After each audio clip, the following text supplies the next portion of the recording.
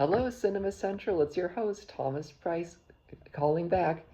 Hope everyone's been having a good month of November, and I also want to take the time to wish everyone here a happy Thanksgiving and an early happy holiday season. I'll tell you what, I cannot believe that the year is almost over. Seems like just yesterday I did my first video on Studio Ghibli. But anyways, this month and into December, I'm actually going to be talking about fantasy films for a very good reason. That reason is the Bowers Museum in Santa Ana, California, is currently hosting a special exhibit called Fantasy Realms of Imagination. It's a terrific exhibition curated by London's own British Museum.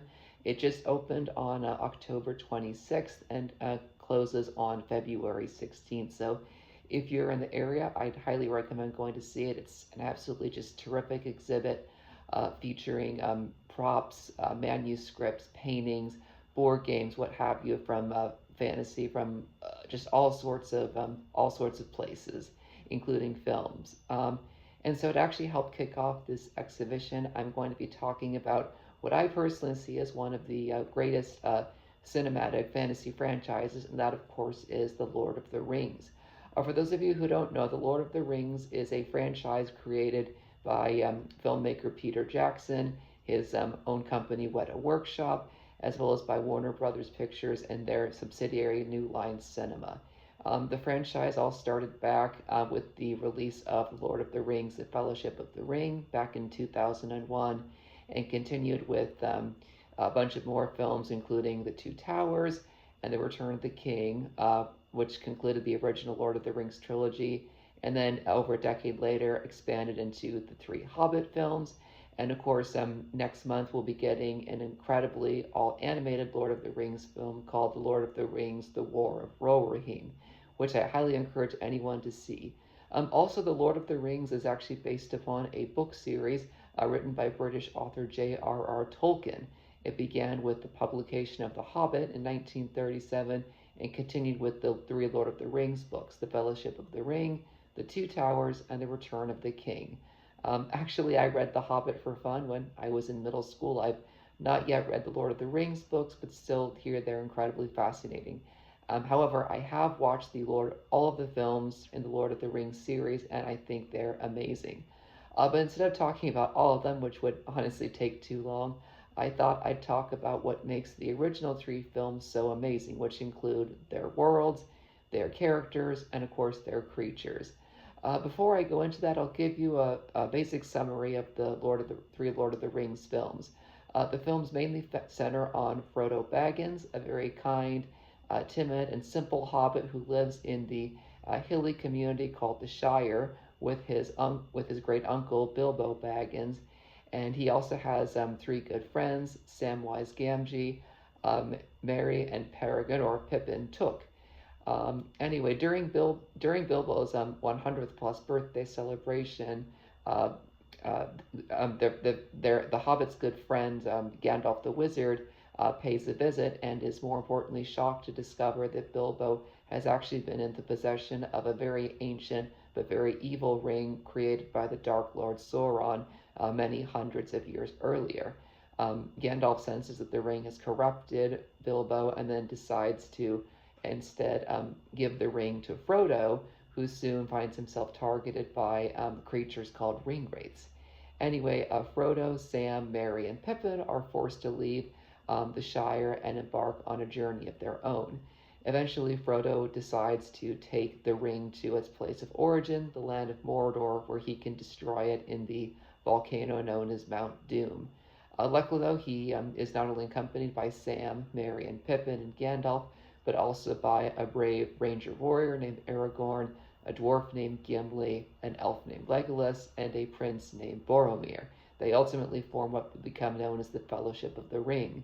However, a series of incidents caused the group to separate, and they each end up going on their own little quests, with Frodo and Sam heading towards Mordor, eventually being joined by the scheming and evil creature known as Gollum, while Aragorn, Gimli, and Legolas, and later Gandalf end up helping lead many of the world of Middle-earth's armies against Sauron's orcs and Uruk-hai and other creatures. Spoiler alert though, in the end, the ring itself is destroyed and a new age begins on Middle Earth. Personally, I really do like Lord of the Rings movies. I mean, they're all amazing in their own way. Um, the sets and visuals, of course, are incredible. The acting's strong, the writing's strong, the makeup and hairstyling is good, and of course, Howard Shore musical score is truly unforgettable and magical. I mean, all three of the films I know are definitely long, over with the Return of the King clocking in around 3 hours and 19 minutes. But it's good that they do that because it allows them to really explore all parts of the story, the characters, and the world. So without further ado, let's take a look at the first thing that makes these films amazing, which is, of course, the worlds.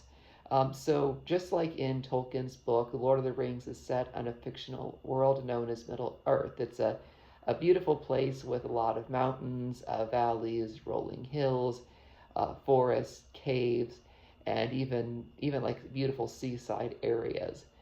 It's also an area, a land populated by mythic creatures. You've got some of your familiars, like you've got dragons, you've got dwarves, you've got elves, you've also got orcs, you've got goblins, you've got ghosts, and then undead. You've got a lot of amazing things that make this world good. And I think honestly, whenever anyone thinks of the Lord of the Rings films, the things they instantly think of are what they think of when they see the world. Of course, are the settings. The most famous, of course, being the Shire, which, fun fact, was actually literally built into a hilly area in New Zealand, and it still exists today. You can visit it on a tour, I've heard. Whenever you, the Shire is presented as a very peaceful, comforting, and kind of hilly area where hobbits, which are basically smaller versions of humans, live in holes that they call their homes. The Shire is very peaceful, I wouldn't say elegant, but very peaceful, very serene, and just literally completely void of trouble. It's definitely a place you could live in. And of course, the hobbit holes themselves are, as Tolkien describes, not filthy, dirty, full of mud, dirt, and worms, but literally actually comfortable homes. You've got a fireplace, a kitchen, bedroom, what have you. I mean, as they show, humans need to kind of get down on their knees when entering, but still, the Shire and its hobbit holes are absolutely beautiful. You also have the beautiful elfin land known as called Lorien, and it is absolutely just beautiful. It's full of basically dappled sunlight, waterfalls, elegant palaces, and just very mysterious things. It's kind of a place that you would honestly want to visit the more you watch the film. So Lorien is of course incredible. You also have fortresses like Helm's Deep and Minas Tirith, which are massive, basically imposing places that you know you would pretty much be safe in and also not be safe in. You also have, of course, a lot of forest. You've got some rivers. You've got mountains, and then, of course, in the Lord of the Rings, you also have some not so great areas like the land of Mordor, which is basically a place of, to use an old phrase, fire and brimstone and lava. It's basically Sauron's land, and so it's the epitome of evil. And so, I mean, I know that a lot of it was, of course, created through sets and visuals, but it is still absolutely just incredible and not exactly a place I'd want to visit. And then, of course, you also have the Marshes of the Dead, as seen as the two towers, which are literally, as they say, full of dead. So again, the settings in the film are just absolutely incredible, and they make you feel like you've stepped into Tolkien's world. So Peter Jackson and his people at Weta Workshop and New Line and others just really put a lot of beautiful effort into the world. And of course, well, it wouldn't be Lord of the Rings without characters. One thing I'd like to add to that actually is that the Lord of the Rings is very much a hero's journey. I mean, you can learn more about that. It was this literary canon created by a guy named Joseph Campbell a long time ago, and it features archetypes like a hero, a mentor, the threshold guardian, the herald, and of course the shadow or shapeshifter. Again, you can learn about it there. And again, though, the characters in the Lord of the Rings film are all memorable. You've, of course, got Frodo himself, perfectly played by Elijah Wood. And Frodo, as I described, is a very timid but simple hobbit whose life is basically disrupted when he is given the One Ring to rule them all, and literally is forced to run for his life, and given the impossible task of taking it to its place of origin and destroying it.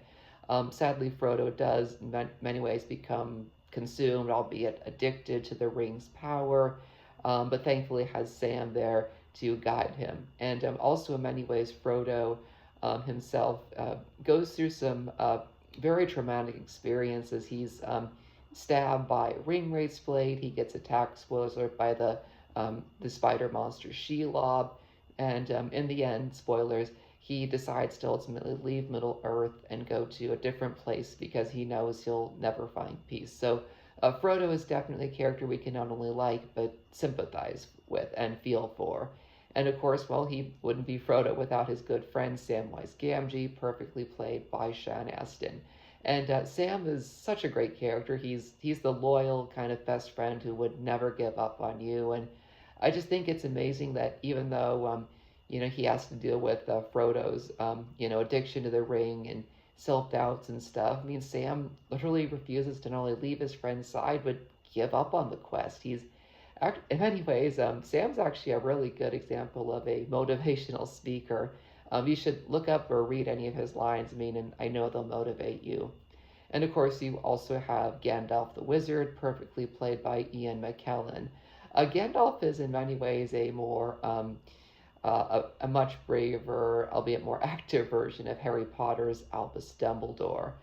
And amazingly, Gandalf is actually way, way, way, way older than we realize. I mean, we found out he actually accompanied Bilbo Baggins on his own adventures in The Hobbit decades earlier, and maybe he's even older than we realize. So Gandalf is amazing. During the Fellowship of the Ring, he actually basically sacrifices himself to stop the Fellowship from being attacked by the fire creature, the Balrog, and we're left to believe he's dead. But he actually does come back in the Two Towers as Gandalf the White and is even more braver, wise, and powerful. And Gandalf was also very much the typical kind of mentor, the one who really helps guide the hero. And he also has some great lines and dialogue you can read too. Other interesting characters, of course, are very much the villains. You have Gollum, who is played by Andy Serkis, who amazingly was willing to wear a green screen suit and walk around sets in real life locations while giving us a very scary but memorable voice. Gollum himself actually has, in my opinion, surprisingly aged well in terms of CG effects. He looks believable. He's certainly a scary and evil character, and yet he's also funny and has some memorable lines, but he himself is the epitome of basically what we could see as an addict. I mean, he literally is addicted to the ring, which he calls his precious, and sadly it does lead to his eventual undoing. And of course, you also have Saruman, the evil wizard, played by the late Sir Christopher Lee. For those of you who have read seen the Hobbit films, you know that Saruman was once a friend of Gandalf's, but later turns on him to serve Sauron. I know that we don't see a lot of Saruman in action in the films, but he still literally dominates the screen each and every time. So then, of course, those are who I think are some of the best characters. Then, of course, we have to talk about the creatures. When it comes to their artistic side, Peter Jackson's Weta Workshop really does a good job of putting a lot of effort into the designs and looks of their creature. Not only did Weta help create Lord of the Rings and Hobbits films, but they also worked on Peter Jackson's Oscar-winning King Kong, as well as the Chronicles of Narnia films. And amazingly, they some of the artists who worked on the Narnia films did get an Oscar for The Lion, the Witch, and the Wardrobe in 2006. And just the designs and stuff they come up with are just incredible in Lord of the Rings for the creatures. So one of my personal favorite creatures they designed in it, of course, is the Fellbees, which are really scary, shadowy-looking dragons that the ring wraiths are seen riding upon in both the Two Towers and the Return of the King. And of course, while you've got the Ringwraiths themselves, who are human in build but are just basically evil ghosts who wear cloaks and hoods and make these scary hissing, screeching noises. They're literally terrifying if you ask me. And of course, you also have, you've got some more human creatures. You've got hobbits, you've got dwarves, and you've got elves. And when you look at the hobbits, I mean, they very much, they're simple looking. I mean, the only, crazy thing is they've got their big hairy feet, but still are just very simple. You've got, of course, the dwarves who, you really don't see many of them, are very gifted craftsmen. And then you've got the elves who, I mean, are absolutely amazing and basically ageless, because apparently in Tolkien's world, elves are basically immortal and can keep living and never age. And some of the elven characters like Elrond, his daughter Arwen, and Galadriel have actually been around for a very, very, very long time. And even though they keep to themselves, they're also very good to humans. And of course, you also have some very bizarre creatures like the Oleophants, which look like epic fantasy versions of elephants, albeit with much longer tusks, and who are owned by the evil people called the Mumakil. I think that's how you pronounce it, Mumakil. And then, of course, you've got Gollum himself, who looks human, albeit mixed with a goblin. You, of course, have the orcs and the Urkai, which is a species created for the film that's a blending of orc and goblin. And the orcs, who are literally people in costume and makeup, are literally terrifying. They're that detailed. And of course, you also have the spider monster Shelob, seen in the Return of the King, who I believe was mostly created through CGI. And Shelob looks like a spider, albeit much larger, more menacing, and terrifying. So again, the creatures created for the film are literally just absolutely incredible. And so, other things I like about the Lord of the Rings film, of course, is the score created by Howard Shore. The scores in the film are just are a mixture of ethereal, calming, epic, and even downright scary sometimes. And so, like many things, the score in of itself is a perfect storytelling tool. And you also have some songs created for the film. The best being May It Be an Evening Star, which is performed in the end credits of The Fellowship of the Ring and was performed by Irish singer Enya. It's such a great song that, no surprise, actually was nominated for an Oscar for Best Original Song in 2002, which it very, very much deserved. And of course, like I said, you've got elements of the hero's journey, and it's certainly, of course, an epic film. I mean, you've got, a cast of thousands, you've got larger-than-life locations, sets, big cameras. I mean, just everything about it screams epic. And of course, they're pure fantasy. I mean, it's literally a whole world that only like an author such as Tolkien would be able to create. And I mean, sure, it's been over 80 years since The Hobbit was first published, but it still is just nothing. His works are still nothing short of amazing. And I think it's great that a medium like film can keep people interested and invested. And I mean, to this day, I mean, Lord of the Rings, of course, you've got fan groups and cosplay and merchandise and fan art. I mean, it literally just it captures the essence of Tolkien's and Jackson's work. If any of you have not seen Lord of the Rings films, I highly encourage you to watch them wherever you can find them, whether that's on streaming or where you can still rent or buy videos. Again, I'd highly encourage you to watch that and the Hobbit films. Also, don't forget to catch the Lord of the Rings, The War of Rohirrim, coming to theaters December 13th.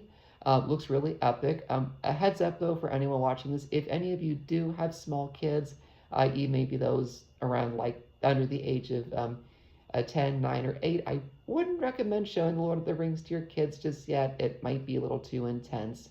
But anyways, thank you so much for tuning in, and I have more videos coming your way. So as always, this is your host, Thomas Price, and it's been a real pleasure.